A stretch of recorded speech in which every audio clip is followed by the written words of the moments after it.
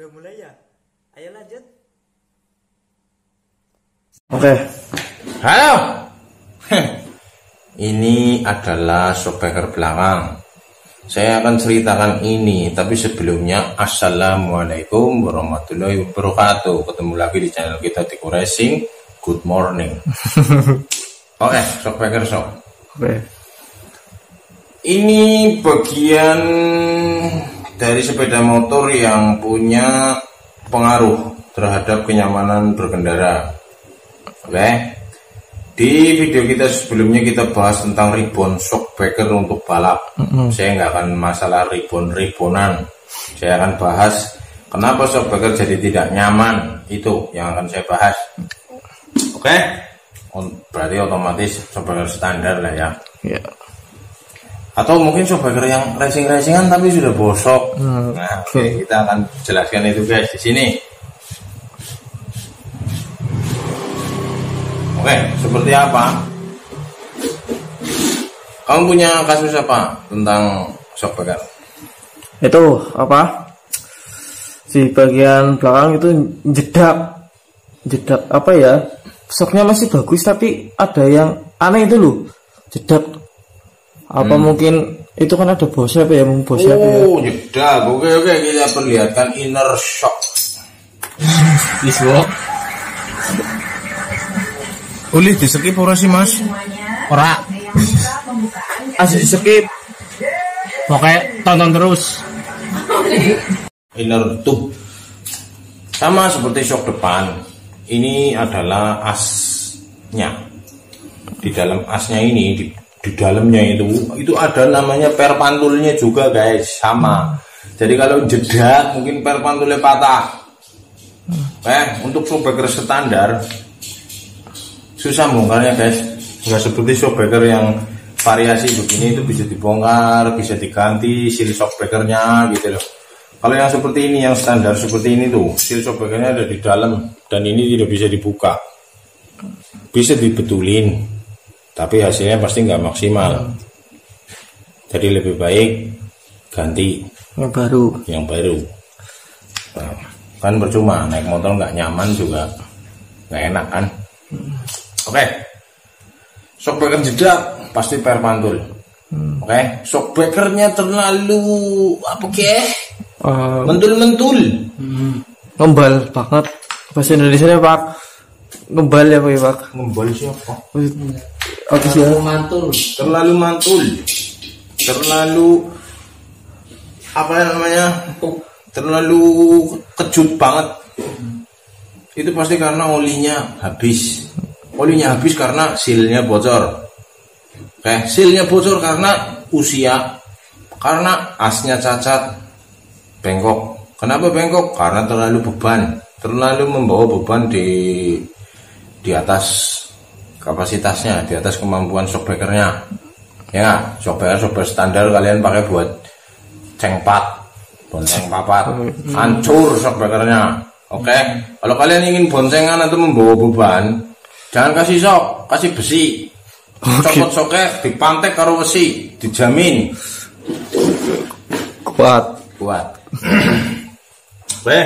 Jadi biasanya shockbreaker akan menjadi tidak nyaman. Misal ini shockbreaker standar ya, kok jadi nggak nyaman? Misal kayak motormu lah. Motormu kan motor dari dealer.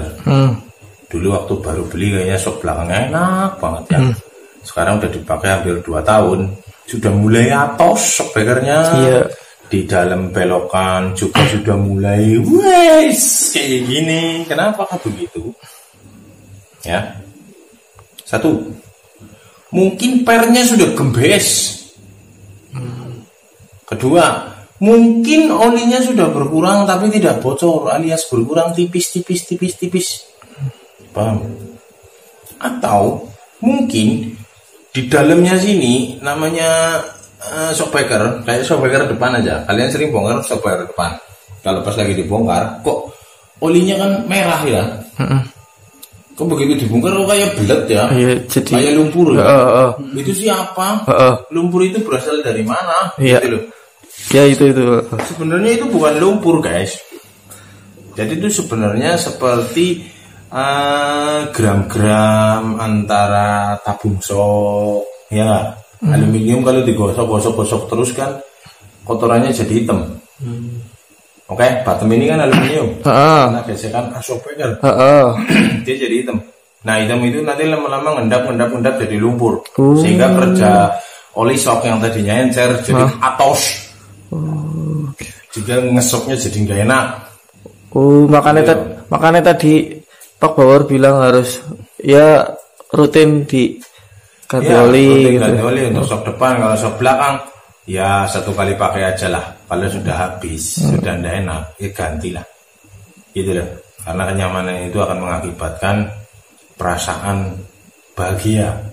Kalau kalian sudah tidak nyaman, sudah tidak bahagia lagi kalian. Naik motor kalau tidak bahagia, sebentar lagi mesti tabrakan. Karena nggak happy. Jadi apapun itu kalau dilakukan secara happy itu pasti enak hasilnya guys. Seperti itu. Kecuali kalian sok ngebosok tapi kalian selalu happy, ya nggak masalah. Berarti itu. Yang pertama tadi adalah seal shock yang ada di dalam tabung. Kedua as shockbreakernya. Jadi kalian harus ngecek secara berkala nih, ditonton udah mulai rembes belum ya gitu. Yang kedua dilihat asnya cacat enggak ya gitu loh. Yang ketiga, dulu waktu kalian motornya masih bagus, masih baru, dibebani boncengan berdua itu amblesnya seberapa? Sekarang sudah beberapa tahun diboncengin 2 orang, amblesnya seberapa? Jika ambles banget, berarti pernya sudah lemah. Sekarang kalian mau dandan shockbreaker, harus ganti per, ganti seal, ganti as, mending beli shock. Iya, beli shock baru ya Pak. Beli shock baru. Oke. Gitu. Kecuali shock-shock yang aftermarket yang mungkin buat balapan, ya nggak mungkin beli baru ya, mendingan di ribon, ganti as, itu lebih murah. Karena untuk shockbreaker balap pasti mahal-mahal guys.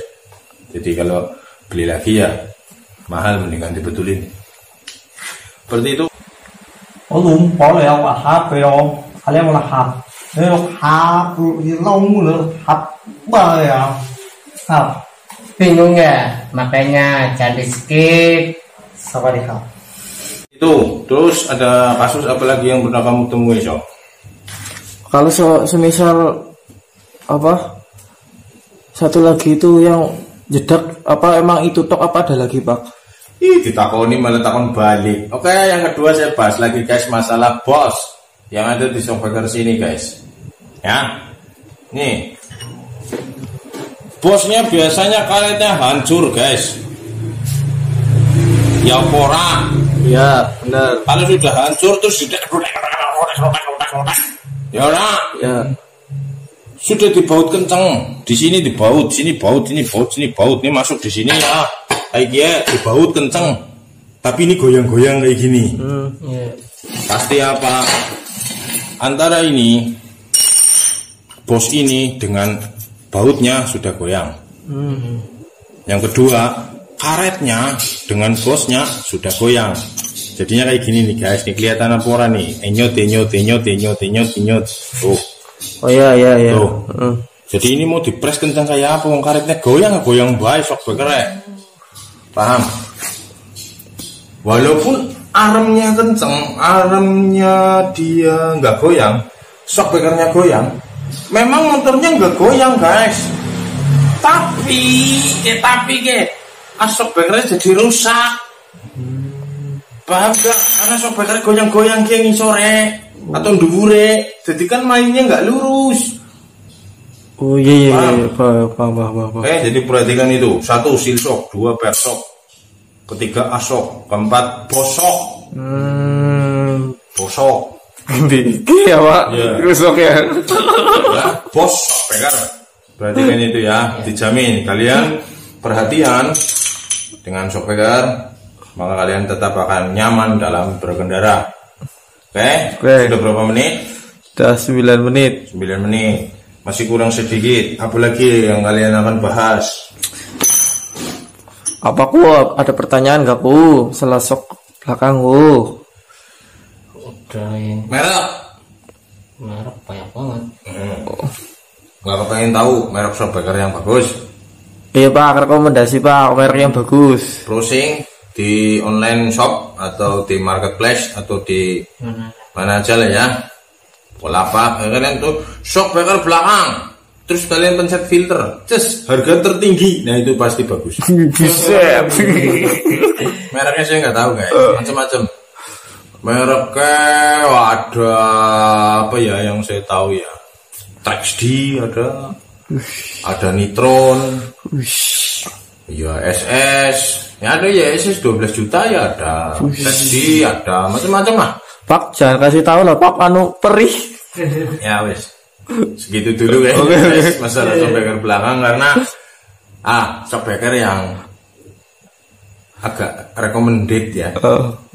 Mungkin harganya pasti di atas 1 juta lah, tapi nggak terlalu mahal, kejangkau lah, tapi sudah cukup. Oh ya, itu kalian bisa nonton.